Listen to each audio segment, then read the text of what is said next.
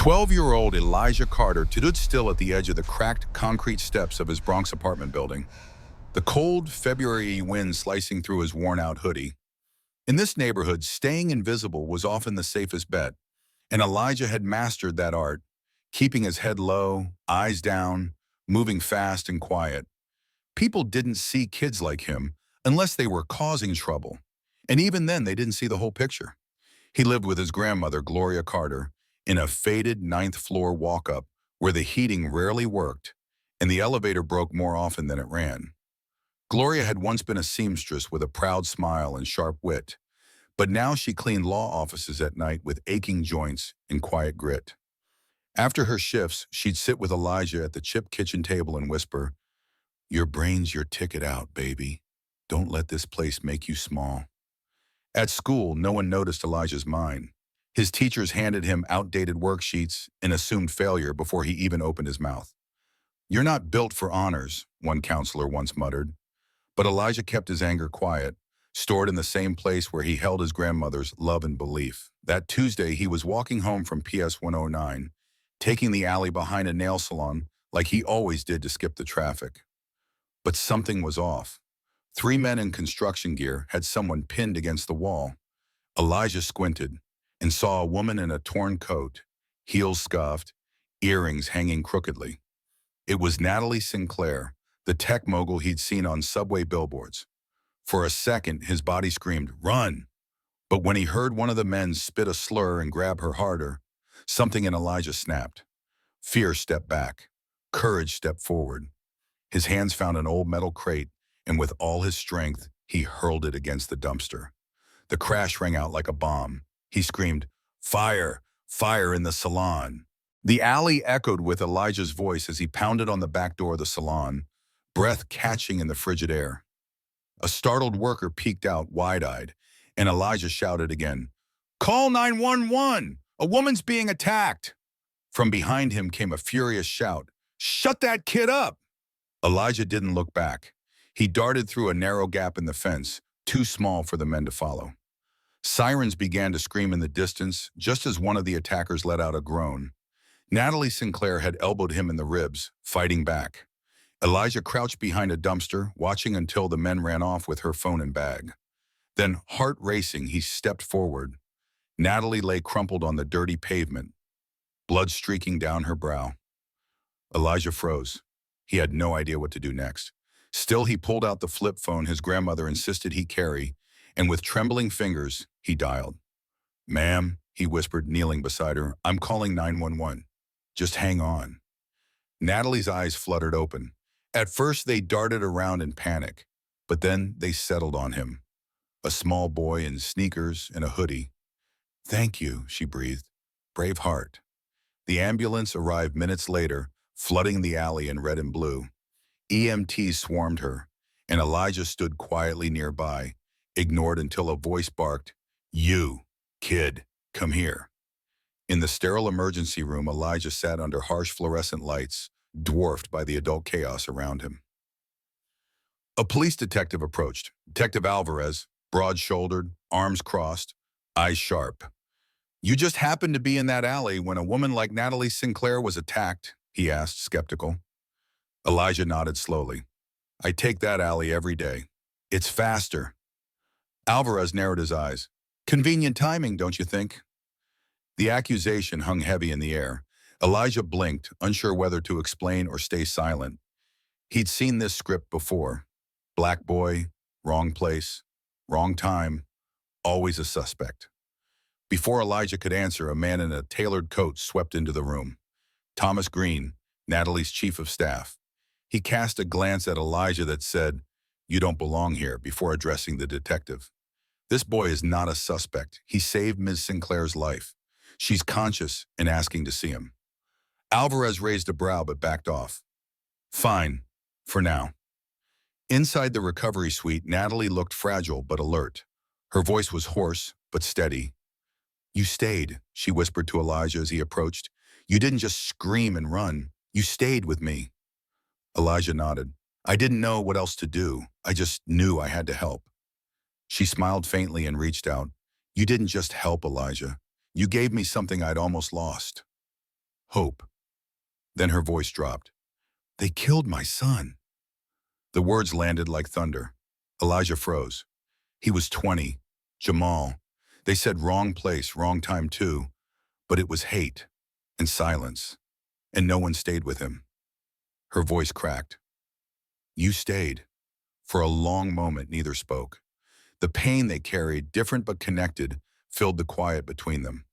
Then Natalie reached for a folder on her bedside table. This is for you, a trust fund, for school, health, whatever your grandmother needs. Not charity, Elijah. Recognition. Elijah's hands shook as he touched the papers. Legal documents. Real money. A real chance. I can't, he began. You can, she interrupted gently. You should. Your courage has value. Let this help you keep being brave. Outside the room, Detective Alvarez loomed again. We still need his full statement. Natalie didn't hesitate. Detective, he's not a suspect. He's a witness and a hero. Alvarez paused, then nodded. Of course, Ms. Sinclair. As Elijah left the hospital that evening, he felt the weight of more than just the cold wind. He carried a new identity, not just a boy from the Bronx, but a witness, a protector, a voice that could no longer be ignored. A week after the alley incident, Elijah Carter found himself in the most unlikely place. A sunlit conference room high above Central Park, walls lined with glass, floors silent beneath polished shoes. He wore a button-down shirt someone on Natalie Sinclair's team had brought for him, but his sneakers still squeaked nervously on the floor. Beside him stood Natalie herself, still healing, the faint yellow of a fading bruise beneath one eye. But her posture was tall, unshaken. In front of them, journalists, civil rights lawyers, city officials. Yesterday, she began, her voice firm and steady, a 12-year-old black boy saved my life. Today, he stands beside me, not just as my rescuer, but as a symbol of what must change. Cameras flashed, microphones tilted toward her. Elijah swallowed hard as dozens of eyes turned to him. This is about more than one moment of violence, Natalie continued. This is about every young person who is criminalized for their courage, who is questioned more than believed, whose skin color writes a story before they speak. There were murmurs, some nods, some doubt. But one thing was clear. She was being heard. Behind the scenes, things had shifted quickly. Surveillance footage from a nearby deli security camera captured the moment the attackers cornered Natalie. Elijah's quick movements, his cries, and his call to 911 were all documented. More than enough to disprove suspicion. The footage also revealed something else. One of the attackers was Michael Brennan, a site manager at Hawkins & Sons Construction. A man with multiple sealed complaints against him. 2 accomplices had fled the city, but their identities were being pursued. That morning, the district attorney, Layla Hassan, had announced the reopening of the case. Michael Brennan will be formally charged, she said in a separate press statement, and we are launching a broader inquiry into the conduct of officers involved in Elijah's initial questioning. We are also reviewing the wrongful arrest of Marcus Hayes, a teenager held without cause in the same neighborhood just a week prior. The press conference lit up the city's conversation. Social media flooded with the hashtag #ElijahStood. But it didn't stop there. After the conference, Natalie brought Elijah into a quieter office. Waiting on the table were 3 stacks of paper. 1, a formal apology from the NYPD. 2, a scholarship fund titled the Elijah Carter Initiative to support underrepresented students in STEM. 3, a grant proposal to PS 109, Elijah's school, for modern science labs, mental health counseling, and updated curriculum on civil rights. Elijah's eyes widened. You don't just deserve a seat at the table, Natalie said gently. You deserve the power to change it. She slid the pen toward him. Will you accept this responsibility? Elijah looked down at his hands, still trembling from the attention, and nodded. Later that afternoon in Harlem's Seward Park, Gloria Carter stood before her community.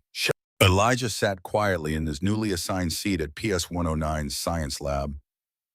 A room that had been, just 2 months ago, filled with peeling paint and equipment older than his grandmother. Now it gleamed with polished countertops, humming electronics, and charts bearing the names of civil rights scientists, engineers, and inventors from Harlem. On the wall behind him, a bronze plaque read, "The Elijah Carter Science and Justice Initiative, for those who dare to act." Younger students gathered around him, watching as he demonstrated a circuit board project. His hands were steady now, his voice clear. Once ignored, now his presence carried weight. And yet, Elijah didn't chase the spotlight. He simply didn't shy from it anymore. Earlier that week, the NYPD issued a formal apology for their treatment of Elijah and the wrongful arrest of Marcus Hayes. In a rare press event, Detective Alvarez stood beside Elijah and Gloria, publicly acknowledging the department's failure. Alvarez's words were careful, scripted, but his final look toward Elijah seemed genuine. "I was wrong," he said, eyes meeting Elijah's, "and I'm listening now." Elijah nodded silently, accepting the gesture, not with warmth, but with maturity far beyond his age. Meanwhile, back in Harlem, Gloria Carter had stepped into a leadership role she never imagined. Once the quiet janitor who slipped through office halls unseen, she now chaired the Tenant Justice Council, organizing housing reforms, legal protections, and neighborhood patrols made up of trained volunteers.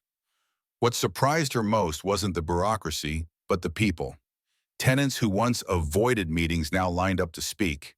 Teens Elijah's age, once fearful of police, now had legal advocates on speed dial. Families who lived in silence were now teaching each other how to speak up. In one gathering, Gloria looked around at the crowded community hall, once an empty church basement, and said, "You don't have to wear a suit to lead. You just have to show up, speak truth, and keep showing up." Natalie continued her mission on a larger scale. Her company, Sinclair Technologies, pledged $15 million toward neighborhood-led education initiatives, including mobile coding labs, trauma-informed counseling, and job training for parents re-entering the workforce. But her most personal project was the one named for her son, the Jamal Sinclair Fellowship, a program designed to uplift young Black and brown youth who showed quiet courage, like Elijah once had. On the anniversary of the attack, Natalie invited Elijah and Gloria to a private dinner. No media, no speeches, just three people bound by pain, healing, and determination. They sat by the fireplace in her Manhattan loft, sipping tea, the city lights twinkling outside the tall windows. "I've built companies," Natalie said, eyes on the flames, "but none of them gave me what you two gave me. Truth, purpose." Gloria smiled gently. "We just did what was right, baby." Elijah looked down, twisting the edge of his napkin. "Sometimes it still feels too big," he whispered. "Like maybe I just got lucky."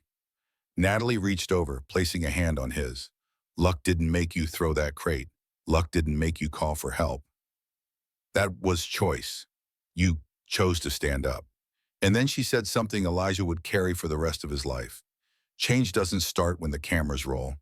It starts the moment someone refuses to walk away. The air was crisp on the rooftop of Elijah's building, the city glowing in the distance like a sea of blinking stars. He sat cross-legged beside a solar panel he'd helped install as part of PS 109's new green energy program. From down below came the muffled sounds of music. His school was hosting its first ever Justice and Science Fair, with students presenting projects that merged activism with innovation. Elijah looked out over Harlem, the place that once made him feel invisible. Now it pulsed with purpose. In the courtyard, murals painted by local artists told stories of everyday courage. One showed a boy in a hoodie, standing alone in an alley, arms wide like wings. Above him, bold letters read, "One voice, one choice, a future changed." Elijah smiled at the image, not out of pride, but gratitude. Gratitude for his grandmother's faith, for Natalie's belief, for the hundreds of kids who now carried cameras, notebooks, and curiosity instead of fear. Inside the auditorium, the final ribbon-cutting ceremony was underway. The new resource center, named the Gloria Carter Community Hub, offered after-school programs, free meals, legal workshops, and healing spaces for families affected by systemic injustice. When Gloria took the stage, she didn't speak long. Just enough. "My grandson saved a life," she said, "but what he really did was show us we all have a life worth fighting for. Now it's our job to build a world where no child has to be brave just to be safe." Applause echoed through the gymnasium. Later that night, as Elijah lay in bed, he stared at the ceiling, thinking of the alley, of Natalie's whisper, of Jamal's name. That day hadn't just been a rescue, it had been a beginning. He turned on his side, the faint hum of the city lulling him to sleep. And just before his eyes closed, a thought floated through his mind, one he would carry into every step ahead. Bravery isn't always loud. Sometimes it's just staying when others leave.